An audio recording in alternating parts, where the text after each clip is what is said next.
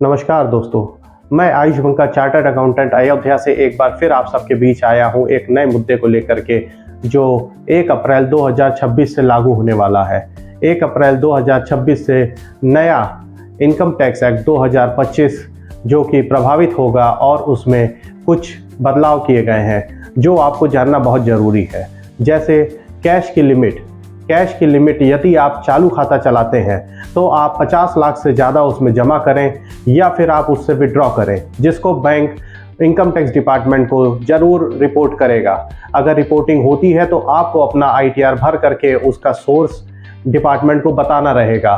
और अगर आप करंट अकाउंट चालू खाता के सिवा कोई और खाता चला रहे हैं जैसे बचत खाते, वैसे उसमें जो लिमिट है वो 10 लाख रुपए है। 10 लाख रुपए से ज़्यादा अगर आप जमा करते हैं या निकासी करते हैं और आपका पैन कार्ड लगा है तो भी बैंक इनकम टैक्स डिपार्टमेंट को बता देगा।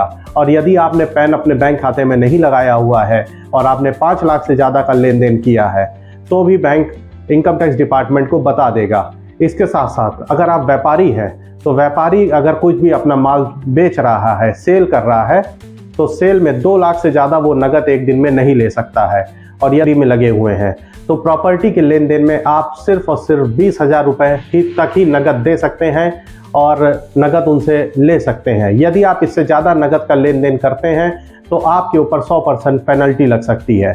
अगर आप किसी से लोन लेना चाहते हैं और किसी व्यक्ति से आप लोन लेते हैं तो 20,000 से ज़्यादा की लिमिट उसमें भी नहीं है। नगद में आप लोन 20,000 रुपये तक ले सकते हैं या उसको 20,000 रुपये तक ही लोन वापस कर सकते हैं। उससे ज़्यादा अगर आप करते हैं तो 100% पेनल्टी का इसमें क्लॉज रखा गया है।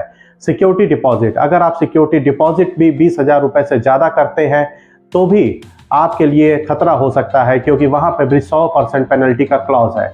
यदि आप क्रेडिट कार्ड इस्तेमाल करते हैं तो क्रेडिट कार्ड का पेमेंट अगर आप 1 लाख से ज़्यादा नगद में भुगतान करते हैं तो भी इनकम टैक्स डिपार्टमेंट के पास ये सूचना बैंक के द्वारा पहुंच जाती है और आपको अपनी ITR भर करके उसमें इसको दर्शाना चाहिए।